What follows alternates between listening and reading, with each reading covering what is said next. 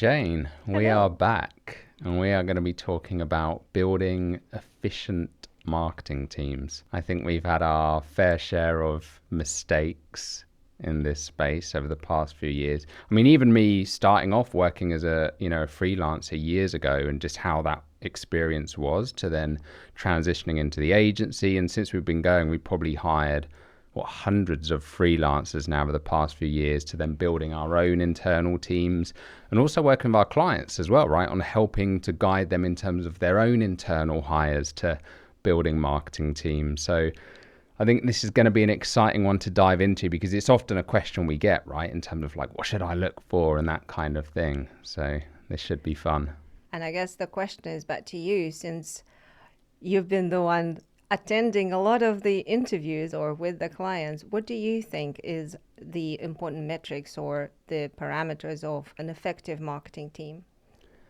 I mean, to me, like, I look at it as almost like a flywheel, right? A marketing team. It's kind of like a good marketing team, whether you're a one person marketing team or whether you've got a marketing team of 10, 20, maybe, more people. Really, there needs to be three core elements in it, right? You need to be able to come up with great ideas. You then need to have somebody to deploy those ideas effectively and efficiently. And then you need to have someone who can analyze the data and interpret the data. Yeah. And then that then goes back in a flywheel, right? Where you're then, based on that, iterating on that data and coming up with more ideas, making more changes, and it goes in a cycle. So that might be one person to begin with. You might need to have like a one person Superman or Superwoman who can who can do all of those roles. Or it might be that you have, certain individuals who fit into one area. Maybe some people who are more analytical. They love diving into the data and interpreting the data. You then maybe have someone else who's the idea person. But as we know, idea people aren't necessarily always the best implementers, right? So you might then want someone else who's actually implementing, who can be doing the things day to day. So I think really they're like the key areas in terms of like a marketing team. Again, whether it's one person or multiple people, I think that's what you need to have in place to be able to be efficient with it. Because as we know, even from my experience, right, and this is something I kind of learned the hard way, I'm very good at coming up with ideas. And as you're always quick to point out, I'm not so good at actually then implementing or following through. I can implement them in the heat of the excitement, but then as it kind of becomes routine and it's now like, okay, I need to do these things consistently, that's where I'm not so good. So that's where it's really important, I think, to make sure you've got all of those areas covered. Yeah. So what do you think businesses should think about when thinking of the marketing team? Do you feel like it just depends on the size of the business? Do you think there's certain time that needs to pass by, there's certain revenue thresholds when they start to think about, building a marketing team? Like at what stage do you think a marketing team as a team becomes a priority? I think it comes down to capacity, doesn't it, with like what you're currently doing. And I suppose it depends how much you're kind of spinning your wheels as it is, right? If you've got somebody that you've said, post on all the social media channels and do all of the things, but you're not getting any results from that, there's no point adding on to that if you're not seeing a return. Right. So I guess you have to kind of ask yourself that question as well. Are we being efficient with our current marketing hire, whether that be an internal employee, whether it be freelance, whether it be an agency?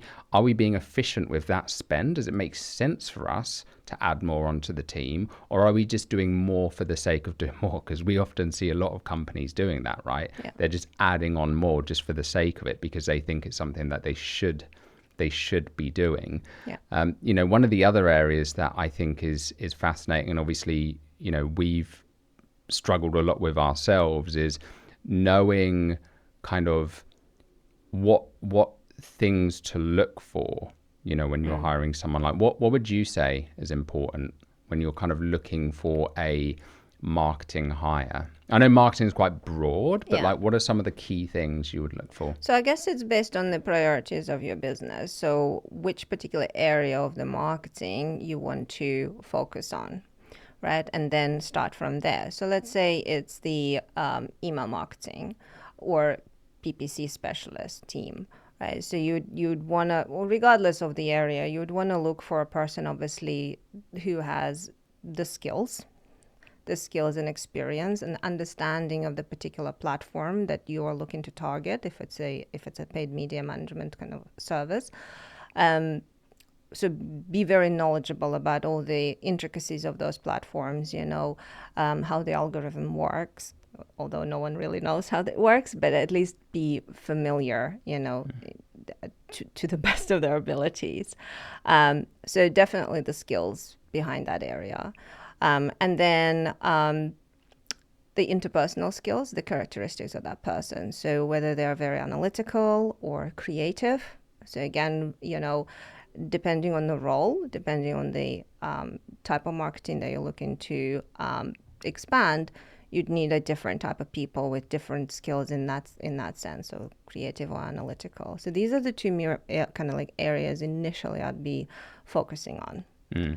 Yeah. So the skills they have and the type of individual they are. Yeah.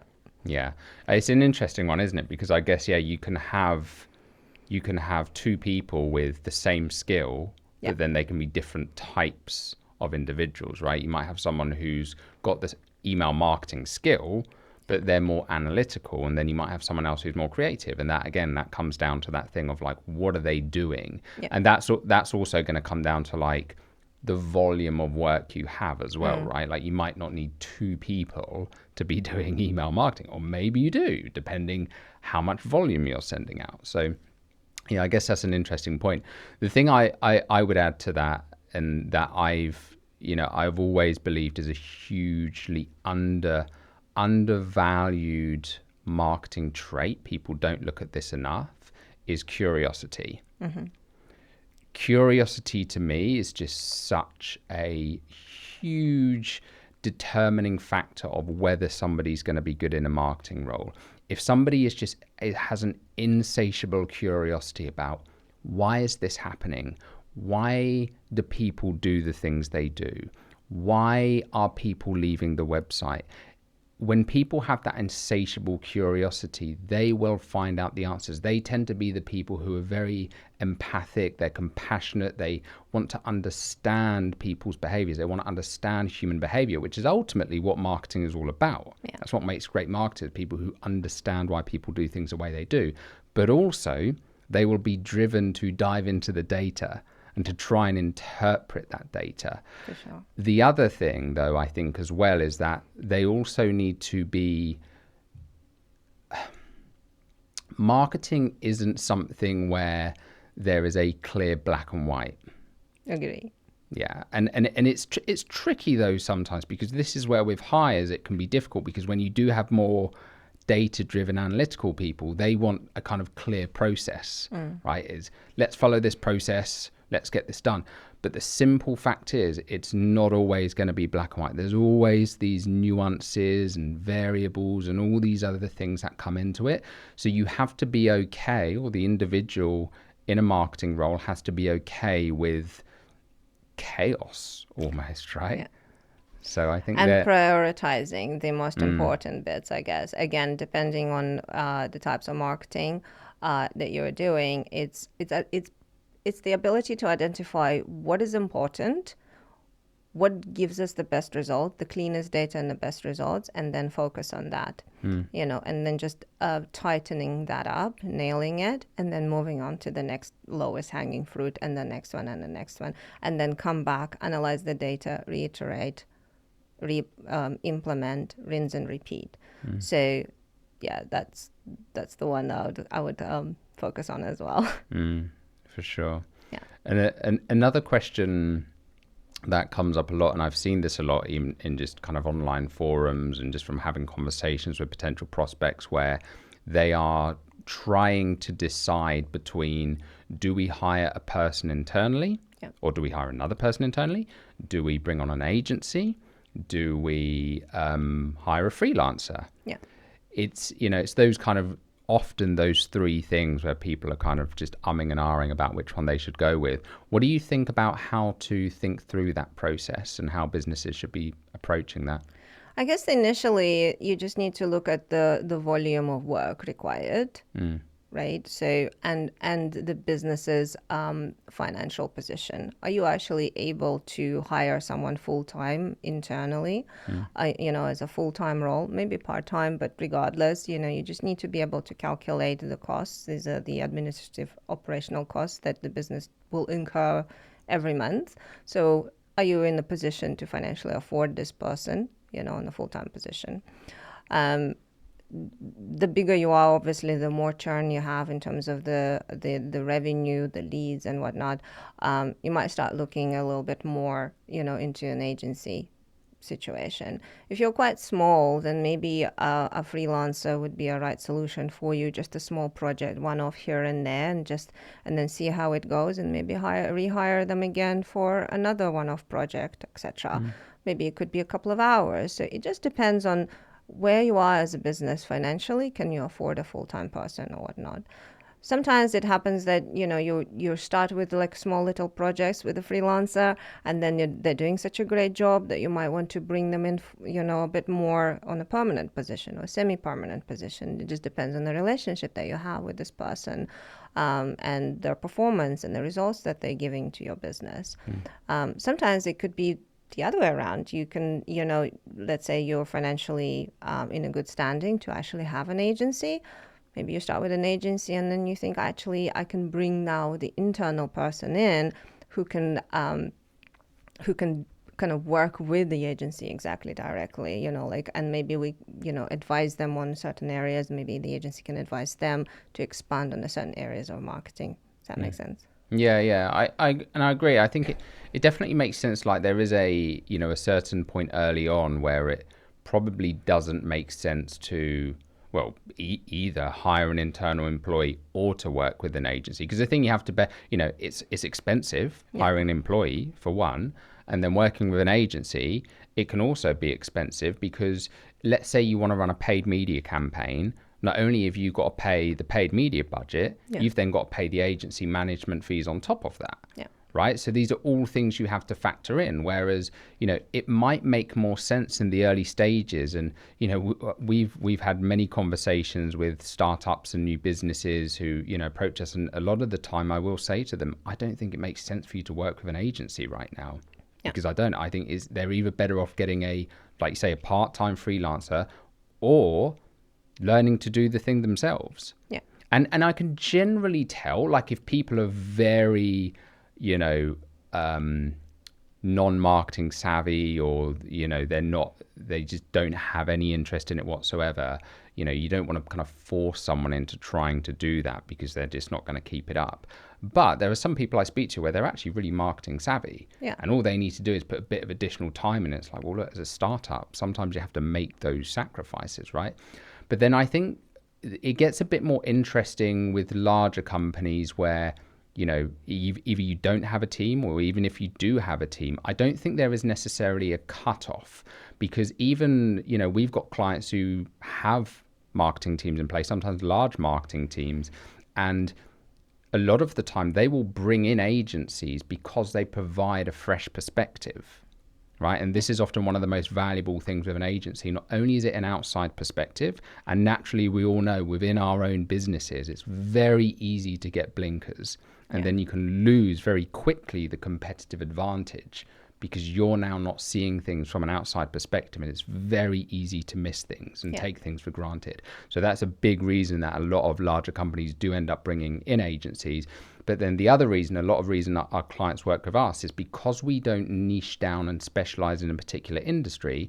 What we also see is sometimes you get these like niche industries where they get the same industry blinkers because they work with all companies in that industry. They're not then exposed to other ideas. Yeah, and what works. Exactly. And you see this all the time with like these disruptor brands that come on the scene.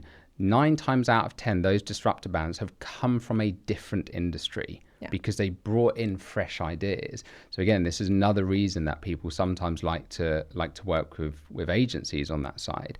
I think the internal employee side, this really depends on, to your point of like how, like, does it make sense to have a full-time resource here? Yeah. Like one of the things I do think is going to be increasingly more important, and one of the things we've often advised to a lot of our clients is like content. If you can get someone in for content, video, written content is such a, I know it's too cliche, content is king, but it is. And that's why we're doing this today. That's why YouTube and our blog are our biggest acquisition channels in the business.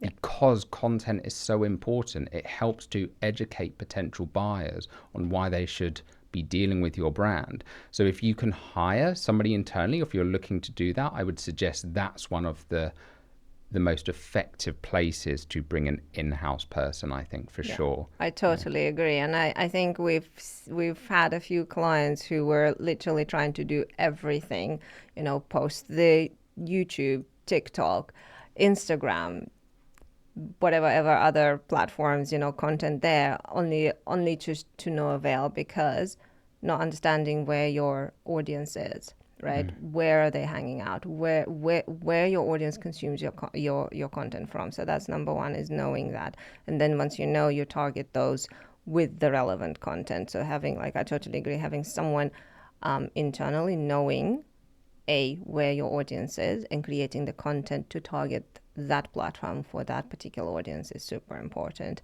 And again, it just depends on what your business does, right? The industry you're in, B2B, D2C, it just depends on that. And then obviously create content around that.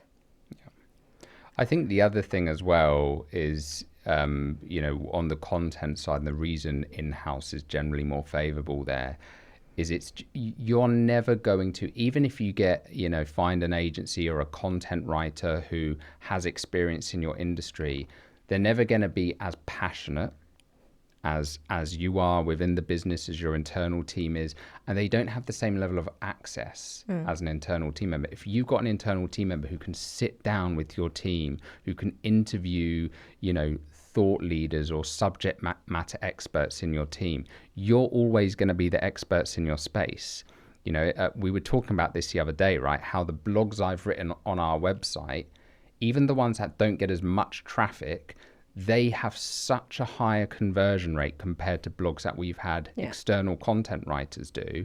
And there's a reason for that, because people can tell when someone's writing it who lives and breathes this stuff. Yeah. It really does make a difference. And at the end of the day, that's why we're all producing content, right? Because we want to generate business. We want to generate revenue. We want to generate sales. So your content really needs to feel authentic, feel real. If you're in B2B, it's obviously important you're establishing yourselves as an expert. If you're in B2C, it's important you're conveying the brand message. And, I think having someone in the house is just a really important way of doing that. It kind of transitions into my next thing I wanted to cover as well, which was like how to, when you are dealing, even if you're dealing internally, right? Like, you're building out a marketing team, how you get to create a team that works cohesively together as a unit, right? Because this is really important. Whether you've got one person in your team and you're working with an agency, whether it's you and a freelancer, whether it's 3 people, you're bringing a 4th person into the team. Yeah. Having a marketing team, a marketing unit that can work together is so important. So communication naturally is a really big one here, right? And I think one of the things that we've found as kind of co-founders of, the business as well, just working together, we're very different, right? And I think we kind of look at this through the lens of like a kind of spectrum now of, what was that book? Rocket Fuel. Yeah. Right. Gino Wickman, I think it is. And they talk in that book about the kind of visionary, guilty, and integrator, Guilty. who's the more kind of data-driven, analytical type. Visionaries, more kind of creative, head in the clouds, but not so good at kind of following through and all that kind of stuff. So, and I think people generally, like what we found from, hiring, again, hundreds of different freelancers and building our own internal team over the past few years, is like people do fall on a spectrum somewhere within that. Yeah. And I think understanding, and you can achieve this through like these personality assessments, some larger organizations have those, was it Myers-Briggs and Myers-Briggs, different things yeah. like that. There's actually a really good interview I did with the guys at Excel that I'll link to in the comments below this video in the description. But yeah, there's all these kind of personality assessments you can do. But I think understanding where your team fit into that is so important for effective communication, because we see this falling down time and time again when you just don't understand who you are dealing with. And this is something recently we've tried to implement with clients as well, right? With like a lot of the kind of project-based clients, we've got web development and stuff. Yeah. So I think it depends on the number one, the role you're trying to fill. So, and granted, within a role in the particular modality or activity of the marketing, you might potentially need two, who is the visionary and who is the implementer, the more creative type and more the data-driven type. You might not always have two, so you have to settle for one, but then there will always be certain traits that will be more suitable for that particular role, right? So the ability, I agree, the ability to be able to communicate the analysis of the data and the vision and the strategy, is super important. So I guess the first thing is to kind of like self-identify for yourself who you are, right? As a business owner, as the hiring manager, as the team leader, know yourself, know your own style, your weaknesses and strengths. And being open about that with your team is really There's important. absolutely no shame in being one or the other or being confused or whatnot. It's just the ability to clearly explain, look, I'm this creative, type, like a professor from, you identify as him quite often, from Back to the Future. Oh, like the Doc Brown, yeah. Doc Brown, right? It's like mad professor with constantly creating something and new ideas and whatnot. Or are you more analytical and detailed person, right? Just to have a think, like, this is who I am. What kind of person do you think you would need to work with to be able to communicate your thoughts, your desires, your needs, your goals for the business, right? Are you able to actually communicate those ideas coherently and properly to achieve that result? And then try and figure out, okay, what kind of person I would need to hire. And then if you do find a candidate, I think it's a very important thing to do is to ask them what kind of person they are as well. Because then you can very quickly assess whether it's a good fit or not. There might be potential clashes down the line because you're unable to communicate one thing, what you want, the requirements, and the person receiving that information differently, processing it and implementing that information differently, and then feedback also important, right? So it's just knowing who you are and the kind of person that you need to work with for the type of role, for the type of activity that is required. So that's two very important things, I guess. Yeah, I think that's it. And it's so often like underlooked as well, because you mentioned like skills earlier. Yeah. Right. People normally go to kind of skills, qualifications, things like that. But knowing that you've got the right kind of personality types and the right mixture of personality types as well, right? It's super important.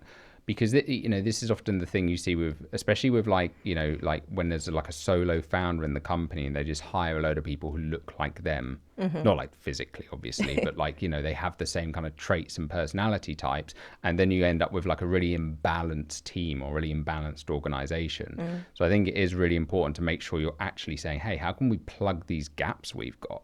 Right now we don't have a data-driven person, we don't have an analytical person, or everyone's like super creative. No one's doing anything, or no one's. I think it's really important not to just being, very marketing specific. I mean, like I mentioned earlier, technical skills are important. Like if you're a copywriter, obviously the ability to write coherently and put down your thoughts coherently is important. Knowing the platforms is important. But those other skills can come from various other experiences and type of roles you've done in the past that don't necessarily need to relate to marketing, right? So like, as you know, in my example, I think ages ago I started as a waitress when I first came to the UK. Now, completely unrelated profession, if you like, and the skill set, but what it does give you an ability is to be timely, observant, attention to detail, pay attention to the customers that you're serving, good memory, remembering what they ordered, any allergies and whatnot. So that skill, as you develop it more and more and more, gives you that enhanced ability to then implement it in the next role. For example, when you're customer facing, right? The ability to listen, to observe, to note certain things that you can then take into the business, into a strategy and implement. So it doesn't necessarily need to come those skills and experiences from marketing or from the books that you read. It's quite normal for them to develop these abilities from various other experiences. Yeah. Like caretaking, volunteering. Yeah, I mean, even, and that's the thing, right? There's often like subtle reads that you can have. I mean, you've mentioned this with like immigrants as well, right? Yeah. Like in that immigrants typically have like a very high drive to. Yeah, I'm a prime example, as you know. I've immigrated to the UK 20 plus years ago, and quite often, like, obviously, I came in just finishing high school. It was difficult for me to get a proper job without, a university degree and all that, and all those tick boxes that most employers look for. So I had no choice but to try out different careers, different paths to just see where my interests lie, where I can get the more money, more stability and whatnot. And different type of roles that I've done just enhanced my skill knowledge, my skills database, if you like. But at the same time, the more I was exposed to something, the more hungry I became. But every now and then I would come across this the rejection wall because of, oh, you're not educated in the UK, you're this or you're not, and the prejudice that comes with it. And so as a result, it just made me more determined and more hungry. And I'll be like, I remember this internal feeling, I'll prove to you that I can do this even without the degree. Right. And so this determination and this ability to figure things out, regardless whether I have a degree or, finished a course in certain area, is what made me, successful, I guess, in the areas that I've worked in. And they're often the more kind of subtle traits, right? Yeah. That you only really get from like speaking to someone or learning more about their background and their story and things like that, which kind of like transitions quite nicely into the next question that I had, which was like, where do you think people should start looking for these individuals? Right, like where's, because this is often the thing with like, when business is looking, it's like, well, do we just post a job on Indeed.com? Or do we use a recruiter, or should we go onto freelancer platforms? Like, what are, because I know we've been through all of the different options over the years. Like, what do you think? I think that, like, for me personally, and from the experience that we had, there isn't really a one go-to place to hire a amazing talent, really. For us, I think certain things just happened by chance, referral. People were curious and they just messaged us, and they were hungry for, developing their skills, their abilities, like trying out new things, and they were just offering themselves. The cold approach for candidates. If there's any job hunters out there watching. And we can always tell though, right? We can always, like, Jane does a really good job at like flagging any emails from candidates where it's like, okay, this person's got something. Yeah. And you can see it in the approach. And this is the thing. This is literally what we look for. It's like, wow, this person's actually sent like a personalized video, or they've sent like a funny picture with their cat, or whatever it is. And it's like, this person understands. They are clearly like, they understand how to grab attention. That's what we want to see. If you're just saying, dear sir, madam, please find attached my CV. You're just like everybody else. You don't else. understand how to grab attention, right? So. Yeah. So I guess like going back to where to find them, it depends. Like in our case, I guess we were lucky. Some people approached us directly with a cold outreach. Some were successful, some not so much. Some people were introduced to us through, connections. Certain freelancers and we've hired through platforms like Fiverr and Upwork. For some of them we came back over and over. For some of them it was just a one-off project. So it just depends, I guess, what you're looking for. And I think similarly applies backwards to the candidates. It's like knowing the kind of company you'd want to work with or for, and then doing your research around those industries, finding the companies that really grab your attention, that you really feel passionate about what they do, and then do a very personalized approach to, sending them an email, but do your research. Yeah, and something I will just add on to this as well, which I think is, again, something that businesses just don't really think about enough, is how valuable content can be in hiring. So, one of our recent hires, Mike, he came through Reddit.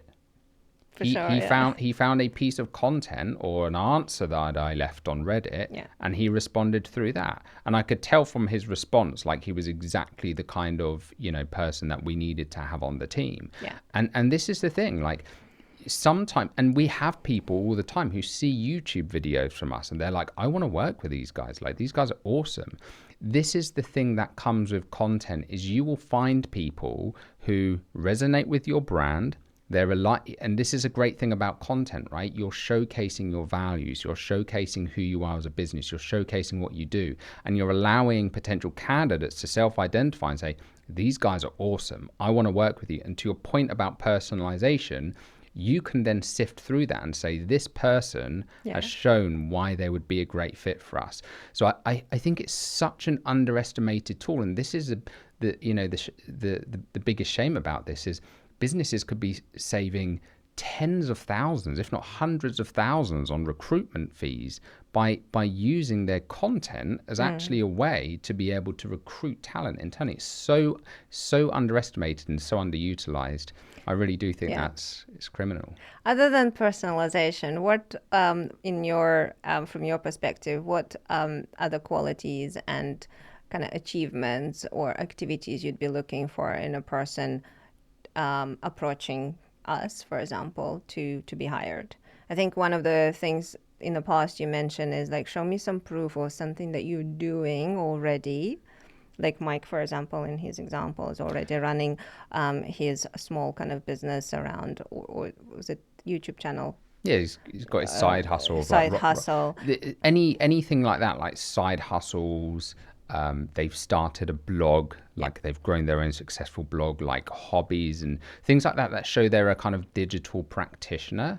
I always find that like a really impressive trait to look for. Like if some businesses find it like, threatening or worrying if someone's got a side hustle. I see it as the opposite. I'm like, this is amazing.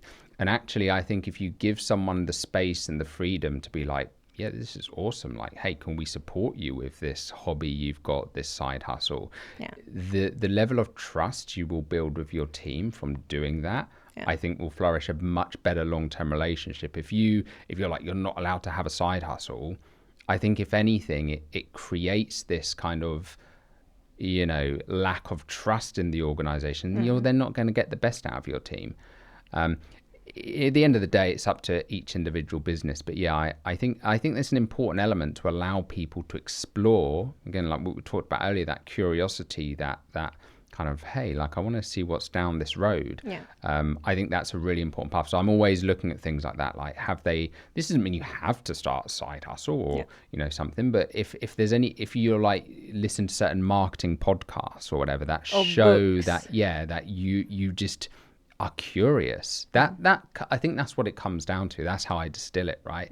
Is this person like really they just want to learn, they're just a sponge for information, they're curious about people, they're curious about the quote unquote human condition, right? Why people do the things they do.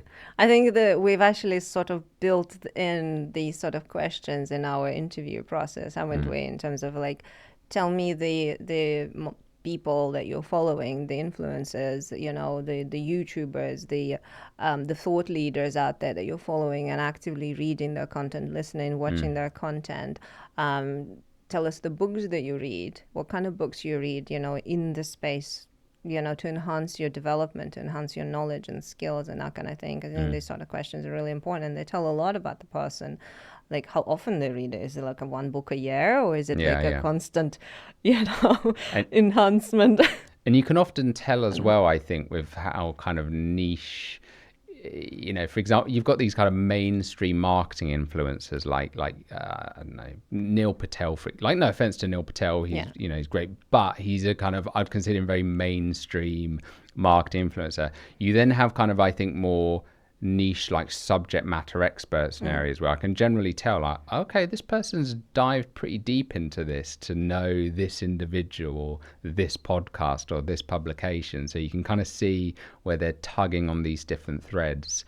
And it's just a clue as to like, oh, why, how did you stumble across that? Why did you stumble across that? Yeah. But that's just me being a curious marketer. I love that.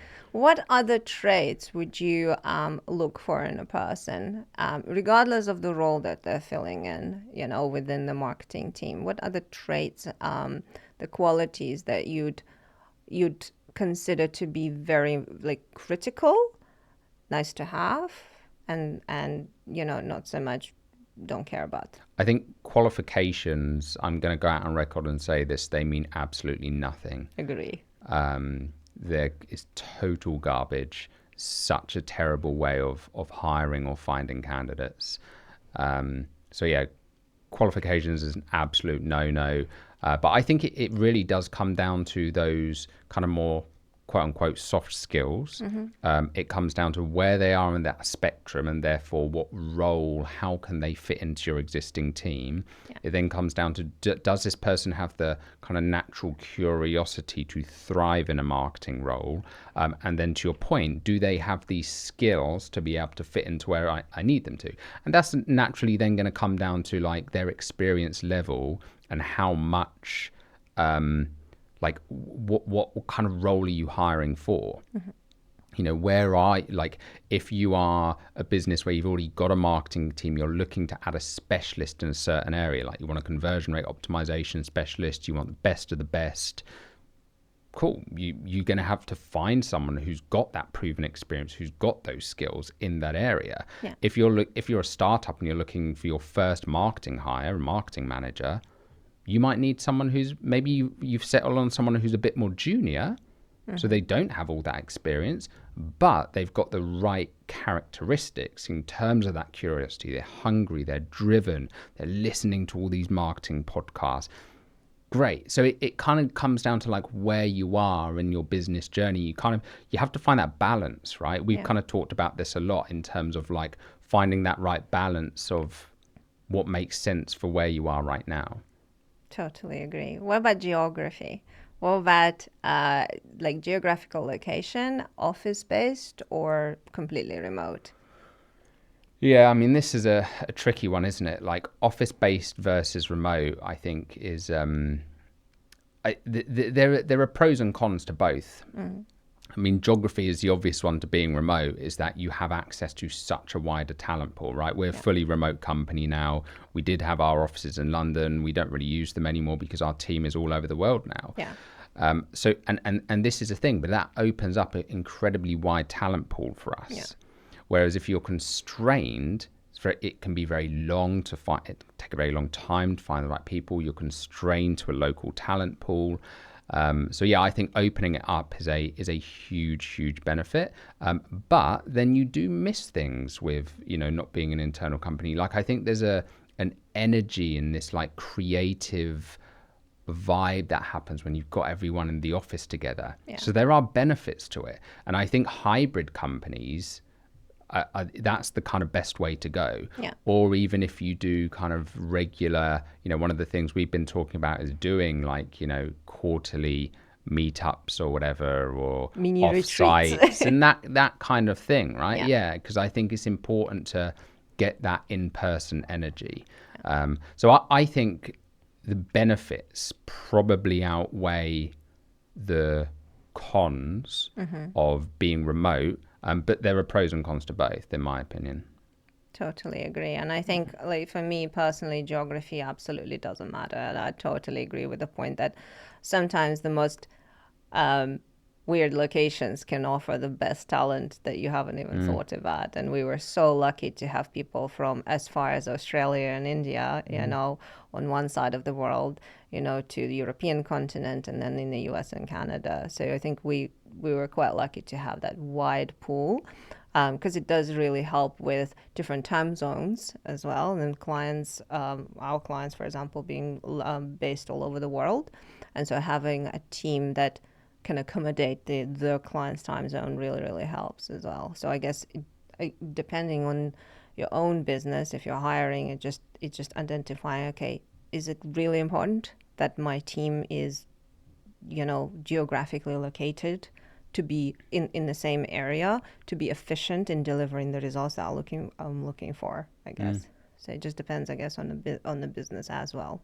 Yeah. The speed of delivery, the fulfillment, the answering questions, asking questions, and that kind of thing. So here's a kind of tougher question, right? Yeah. How long should you give a new marketing hire to thrive in a role, like a probationary period almost?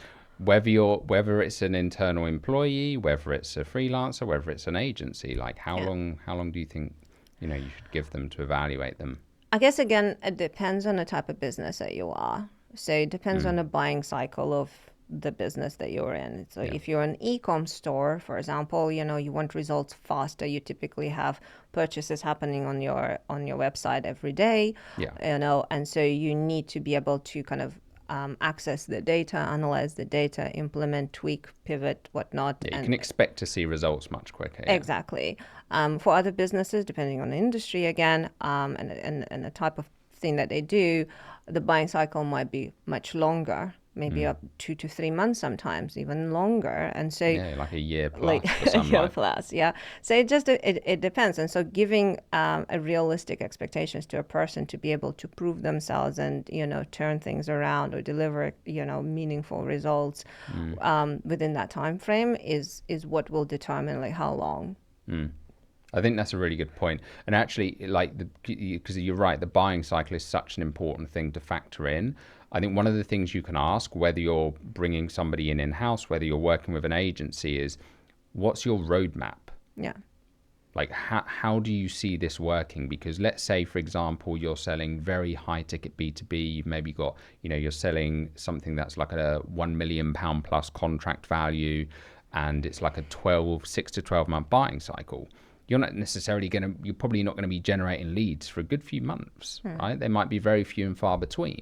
So it's kind of like, well, this is where it's important to kind of roadmap and set expectations on, like, okay, what are the KPIs? What are the lead indicators we're going to be looking for that show us we're going in the right direction? Yeah. And you want somebody to be able to kind of clearly articulate that for you, to give you the confidence. So then when you're kind of checking in month on month, it's like, okay, cool.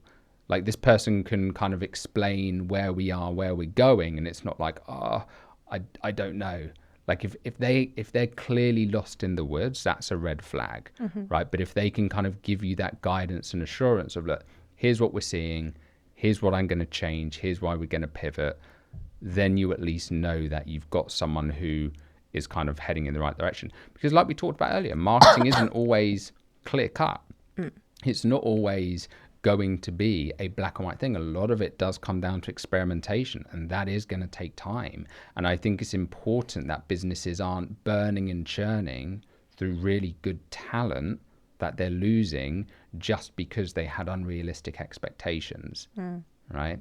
So I think that's a really important element to factor in. But it's also important that you're not just hanging on to someone, whether it be an individual, whether it be several team members, whether it be an agency, where they're just not performing. Yeah. They're just not bringing you results, and they just don't know what they're doing, quite frankly. So it's really important does this person give you the confidence? Can they show that they have a plan of attack it? That's the main thing. Totally agree, yeah. What about this notion or this idea of a person being like a Swiss knife? How do you feel about that? Like this was a jack of all The trades. T-shaped. Well, it's not really a T-shaped marketer, is it? I guess T-shaped marketer is more What specialist, but what do you see as a benefit of that, of hiring that kind of person versus the downside of it? well, I mean that kind of. I think I got ahead of myself with my response there, but I don't think you can necessarily be a Swiss Army knife in terms of. Well, you can, but I don't think that's a very effective marketer. I think the T-shaped marketer is a better hire, as in they have a broad understanding of all the different aspects of marketing, Yeah. but they have like one or maybe two areas that they like really go deep on, or they geek out over, or it's just like a super passionate area for them. So I think it's important actually for any marketing hire that they do have at least some knowledge. And this is actually a really important point, and something I would be looking out for is, even in teams, even if you're hiring a kind of specialist, quote unquote specialist in a certain area, it is important they understand the other areas, because this is something we're always talking about with clients. No area of marketing exists in isolation, Yeah. right? What you do on one side of your marketing is going to have impacts in the other areas. So if you've got someone who's completely oblivious to the other areas, it can be really damaging. So it is important, I think, that you are finding those T-shapes where, cool, they have a specialist area, but they have that kind of top level broad understanding as well. But yeah, I think finding someone who's kind of like just shallow in all of those areas, probably not going to be that efficient. But then again, this comes down to what stage of business you're at. Do you need someone who can wear multiple roles and have multiple hats, in which case the traits and the characteristics are going to be more important versus the skills. Yeah. I Right. think it's really funny because that's how we initially started many years ago. Is like we were trying to do this thing and that thing and that thing, and then just spreading ourselves so thin, but not being actually proficient in any one specific area. And it's only later down the line once we start, enhancing and our own skills and knowledge, and through experience manage to identify where we actually belong in terms of our strengths, skills, desires, interests, and whatnot. And then from there, just develop further into that area while still retaining that T-shaped kind of approach in understanding the broader skills as well. Yeah, for sure. The other thing you wanted to talk about, I think, it was culture as well. How do you think that impacts the results within the business, as the culture within the organization, as well as the culture from which you're hiring the talent into your organization? Like geographical culture as well. Geographical, like culture, yeah. But Yeah, culture within the business as well.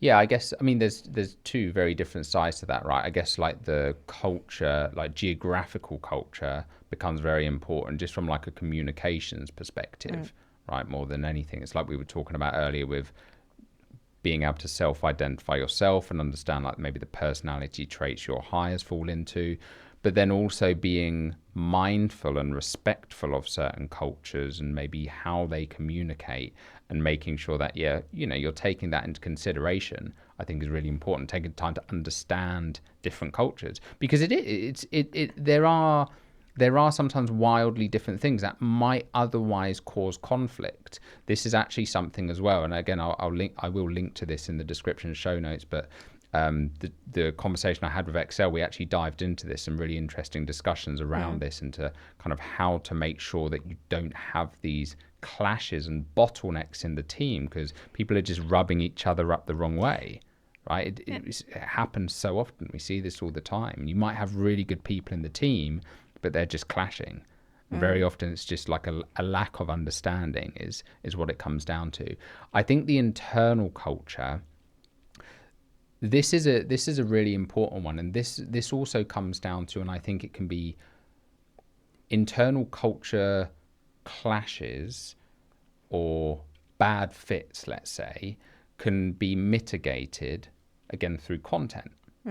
Because it gives people the opportunity to get to learn about the business and the brand before they even get to the interview stage. So actually some of the clients we've worked with who are hiring constantly actually have content and videos they share with potential candidates to help them to get to know about the team ahead of time. Yeah. And so they can self-identify. So I think making sure that that's evident and that's clear, and that, you can find those people, like, why do you want to work with us?